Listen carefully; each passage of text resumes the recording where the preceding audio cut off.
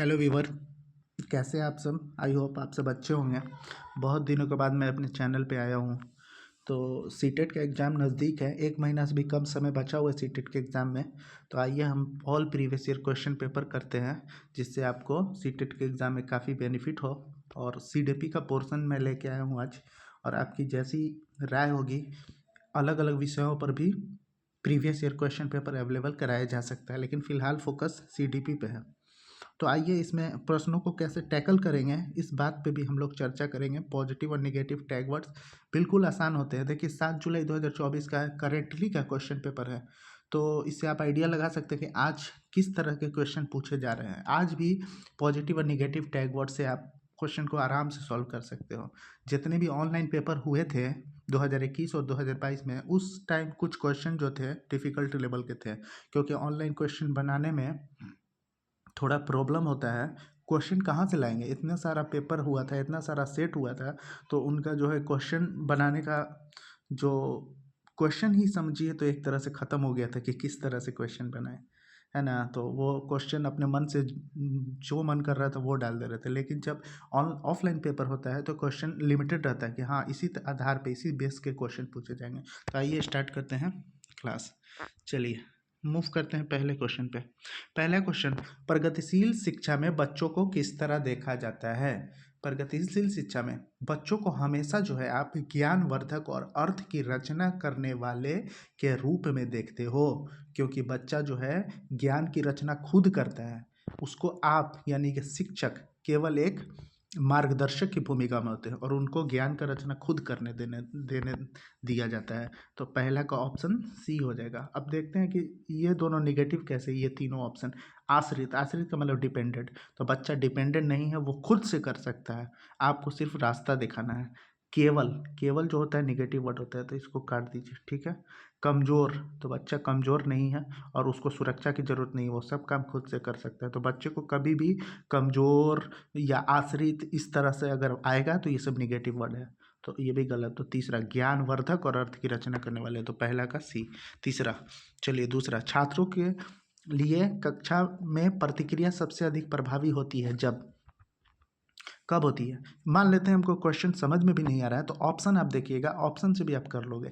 यहाँ देखिए तुलनात्मक श्रेणी, कि बच्चों को कैटेगरी में बांट दो कि तुम तेज बच्चे हो, तुम खराब बच्चे हो, तो ऐसे बच्चों की जो मनोभावना है उसको तो ठेस पहुँचेगी, तो ऐसा करने से उस पर निगेटिव इम्पैक्ट पड़ेगा, तो ये आंसर नहीं होगा।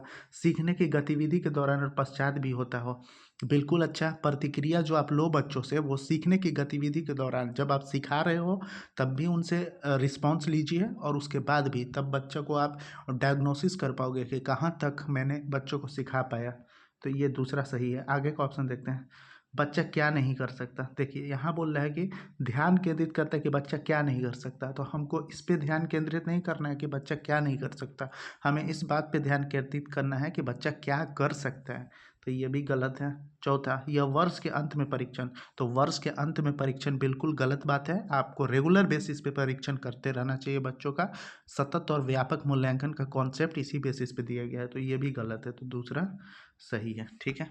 आइए देख रहे हैं कितने आसानी से आप आंसर दे सकते हैं। सिर्फ ऑप्शन देख के भी आपको समझ में आ जाएगा कि ये आंसर नहीं हो सकता, और उस बेसिस पे ऑप्शन कट करके भी आप आंसर दे सकते हो। चलिए इसमें क्वेश्चन पढ़ के ही हम आंसर देते हैं। किशोरावस्था के दौरान, ठीक है, जेंडर अपेक्षाओं के अनुरूप स्त्रीत्व या पुरुषत्व की परंपराओं का पालन करने के लिए दबाव बढ़ जाता है।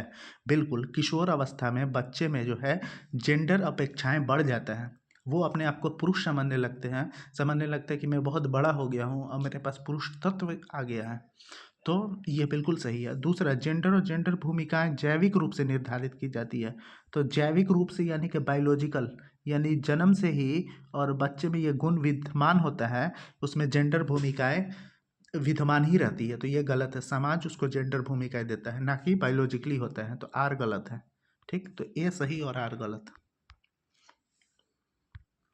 तो कहाँ है ए सही आर गलत, तो तीसरा। चलिए,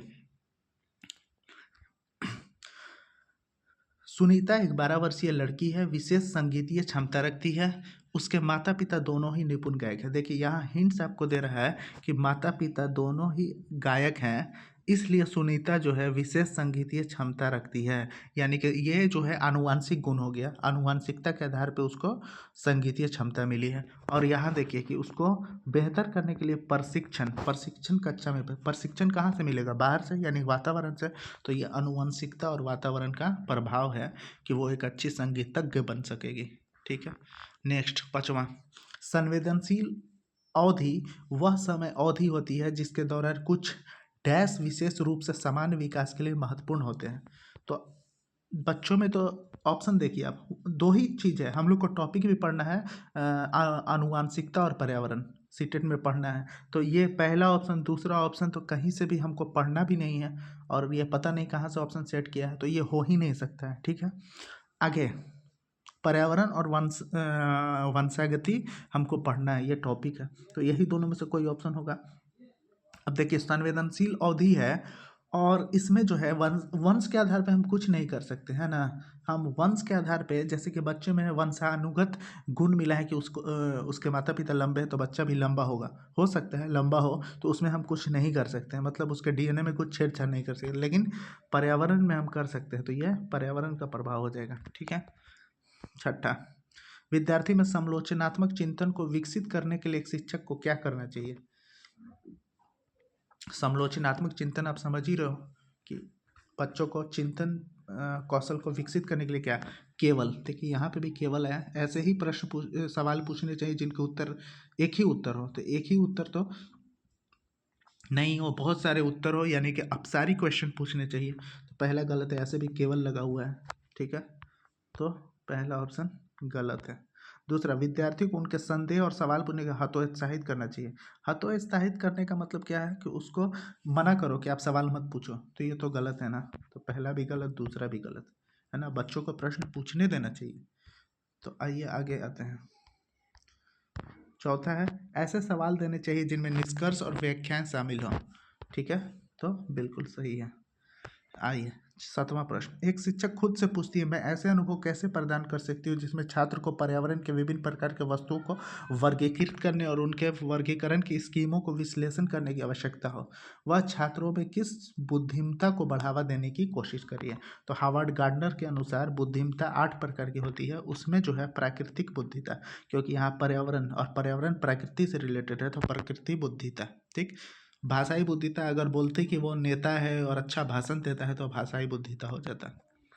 आगे, महारत प्राप्त करने के लिए निर्धारित कारण से करने से छात्र में अभिप्रेरणा और योग्यता के बारे में विचार कैसे प्रभावित होता है। समझते हैं इसको। मान लेते हैं ये क्वेश्चन हमको समझ में नहीं आ रहा है, सिर्फ हमको ऑप्शन से करना है। तो आइए ऑप्शन से करते हैं। ठीक है, इसको, क्योंकि एग्जाम में कुछ प्रश्न हैं जो कुछ डिफिकल्ट होंगे, जो आपको समझ में नहीं आएगा, तो उसको ऑप्शन से कैसे। मान लेते हैं ये प्रश्न हमको समझ में नहीं आ रहा है, देखते हैं ऑप्शन। ये अक्सर योग्यता की स्थिर दृष्टिकोण, देखिए योग्यता का स्थिर, स्थिर का मतलब रिजिड हो गया, स्थिर नहीं होना चाहिए, प्रगतिशील योग्यता होना चाहिए, वृद्धिशील योग्यता होनी चाहिए कि आप उसमें दिन पर दिन वृद्धि करते रहो। ठीक है, तो ये गलत हो जाएगा, स्थिर गलत हो जाएगा। यहाँ यह अक्सर योग्यता की वृद्धिशील, तो यहाँ तो वृद्धिशील दृष्टिकोण ठीक है। उसके बाद बोल रहा है आंतरिक अभिप्रेरणा, बिल्कुल कुछ सीखने के लिए आंतरिक अभिप्रेरणा की जरूरत होती है, बाहरी अभिप्रेरणा नहीं। आप अंदर से अगर मोटिवेट रहोगे तो अच्छा सीखोगे। तो दूसरा अभी हमको सही लग रहा है। फिर भी आते हैं नेक्स्ट, तीसरा पे आते हैं। ठीक है, तीसरा, यह अक्सर योग्यता के, देखिए स्थिर यहाँ पे भी है तो गलत, और यहाँ पे है वृद्धिशील है लेकिन ये बाहरी अभिप्रेरणा, तो ये भी गलत। ठीक है, क्योंकि हमको इंटरनल मोटिवेशन चाहिए, तो यहाँ दूसरा सही है। देखते हैं कितना आसान पेपर देता है, जबकि ये कब का क्वेश्चन है, 7 जुलाई का, हाल ही का क्वेश्चन पेपर है। तो आप ये मत सोचो कि बहुत टफ क्वेश्चन आएंगे, बस ऐसे ही यही लेवल बना रहेगा। चलिए नेक्स्ट क्वेश्चन, रमा एक शिक्षिका है, क्वेश्चन नंबर 9, छोटा कर देते इसको। रमा एक शिक्षिका है जो वाइगोत्स्की के सिद्धांत को अपनी कक्षा में लागू कर रही है, एक चुनौतीपूर्ण कार्य को पूरा करने के लिए। चलिए dash dash dash dash dash, तो हम इसको समझते हैं इसको, फिर इसको भी ऑप्शन से करते हैं। ठीक है, सिर्फ ऑप्शन से करते हैं। छात्र को समस्या का उत्तर प्रदान करें ताकि समूह में आगे बढ़ सके। देखो अब क्या है कि टीचर है और वो छात्र को उत्तर प्रदान कर दे रही है, तो बच्चा क्या सीखेगा। बच्चा को हमने क्या बोला था कि वो ज्ञानवर्धक, वो अपने खुद से ज्ञान, आपको सिर्फ उसको रास्ता दिखाना है। तो यहाँ बोल रहे हैं कि उत्तर ही प्रदान कर दिया। ठीक, तो ये ऐसा नहीं करना है, आपको डायरेक्ट आंसर ही नहीं दे देना, तो ये गलत है। दूसरा, छात्र को समस्या स्वयं हल करने का प्रयास करने के लिए प्रोत्साहित करें, उसको स्वयं बोले कि आप ही हल करो, ठीक, टीचर का कोई रोल ही नहीं होगा, ये भी गलत है। आपको भी तो कुछ करना है ना, उसको हिंट्स दोगे या कुछ करोगे। छात्र को अलग कार्य सौंपे जो उसकी योग्यता के अनुकूल हो, छात्र के साथ समस्या पर काम करे और समूह के अन्य सदस्य, देखिए ये कितना अच्छा ऑप्शन है, इसमें सारा ऑप्शन पहला भी दूसरा भी इंक्लूड है कि छात्र के साथ समस्या पर काम करें, टीचर काम कर रहा है और समूह के अन्य सदस्यों को शामिल करते हुए आवश्यकता मार्गदर्शन करें। बिल्कुल एकदम सही, आपको देख के ही लग जाएगा कि बहुत अच्छा ऑप्शन है। तो चौथा सही है, देखा मैंने बिना क्वेश्चन पढ़े भी इसको सॉल्व कर दिया, आप भी कर सकते हो। शिक्षकों, 10वां आइए, शिक्षकों को विद्यार्थियों के बहस और चर्चा सहयोग को प्रोत्साहित करना चाहिए। देखिए चर्चा है और सहयोग है और बहस है, बहस का मतलब वो नहीं कि हॉट टॉक हो रहा है, वो नहीं बहस, बहस का मतलब किसी क्वेश्चन में फंसे हैं तो वो बहस, तो बिल्कुल उसको करना चाहिए, तो ये सही है। दूसरा आते हैं, ज्ञान उत्पादन निष्क्रिय प्रक्रिया है। ज्ञान उत्पादन निष्क्रिय प्रक्रिया है का मतलब एकदम मतलब निष्क्रिय होकर के बस सीख रहे हैं, ऐसा नहीं है, सक्रिय प्रक्रिया है, आप एक्टिव होकर सीख रहे हो। ए और आर, तो ए सही, आर गलत है, ठीक है। 11, भावनाएं व्यक्तिगत और सामाजिक, व्यक्तित्व और सामाजिक संबंधों में परिवर्तन और स्थिरता किस विकास, मनोसामाजिक विकास, ठीक, मन और समाज दोनों का विकास हो रहा है, क्योंकि इसमें भावना है, भावना मन से रिलेटेड है, व्यक्तित्व मन से रिलेटेड है, समाज समाज से रिलेटेड, तो मनोसामाजिक। आइए, छात्रों को विविध समूह को पूरा करने के लिए निम्नलिखित में कौन सा सांस्कृतिक रूप से उत्तरदायी शिक्षण का सही वर्णन करता है, कौन सा सही वर्णन करता है। मान लेते हैं क्वेश्चन नहीं समझ में आया, हम समझ में आ रहा है ऐसा बात नहीं है, लेकिन मान लेते हैं एग्जाम में सिर्फ ऑप्शन से करना है, तो सुविचारित, ठीक है, बहुत अच्छा है। अनुकूलित सही है। विभेदित का मतलब होता है डिफ्रेंशिएटेड, हर बच्चों को अलग अलग तरीका से आप टैकल करो, तो ये भी सही है। मानकीकृत का मतलब होता है एकदम फिक्स्ड कर दो, तो ये गलत है, ठीक। 1 2 3, 1 2 3, तीसरा। आइए मूव करते हैं 13 नंबर क्वेश्चन, स्कूल को उस ढांचे के भीतर कार्य करना चाहिए जो तैयार उत्पाद और सीखने के परिणामों का आकलन करता है, ठीक, तो बिल्कुल सही है। दूसरा, सीखना पक्के तौर पे, पक्का तौर पे आप कुछ नहीं कर सकते, गलत है। पक्के तौर पे, केवल, ये सब गलत है। ए और आर, ए सही है, आर गलत है। मूव करते हैं 14, लेओ वाइगोत्स्की के अनुसार भाषा और विचार के बीच क्या संबंध है। भाषा विचार को आकार नहीं देती, भाषा और विचार विकास की जटिल विनिमय प्रक्रिया है। ये वाइगोत्स्की ने कहा था कि भाषा और विचार विकास की जटिल विनिमय प्रक्रिया है। 15 नंबर क्वेश्चन, निम्नलिखित में कौन सा सही सुमेलित युग्म है।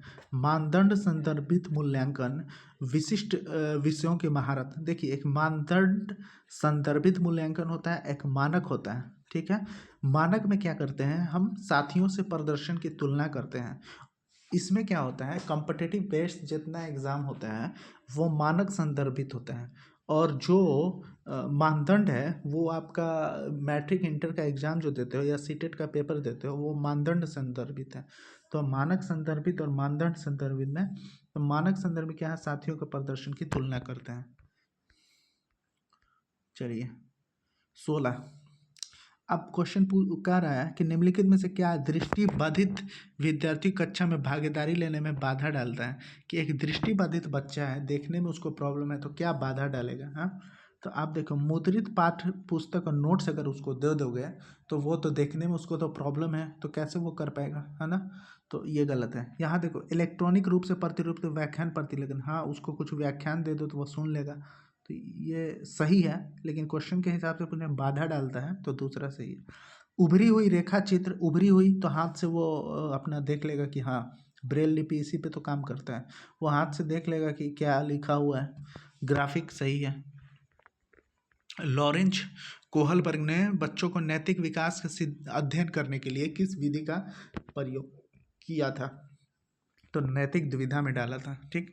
अब थोड़ा जल्दी जल्दी क्लास को करते हैं ताकि आपका ज़्यादा से ज़्यादा प्रैक्टिस हो सके।